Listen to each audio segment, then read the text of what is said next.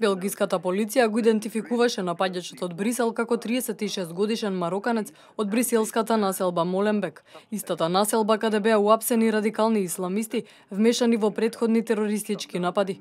Од полицијата известија дека мароканецот веќе бил познат како потенцијален терорист. 36-годишниот мароканец беше застрелан и убиен од безбедносните сили откако детонирала експлозивна направа што предизвикала мала експлозија на железничка станица во Брисел, а се обидел и да детонира појас со експлозив.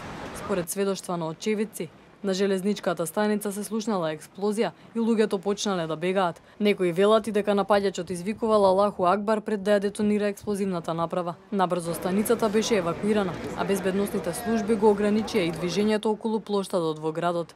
Во сличен напад во март минатата година беа нападнати бриселскиот аеродром и метро станица, а животот го загубија 32 лица. Одговорност за нападот презеде терористичката организација Исламска држава.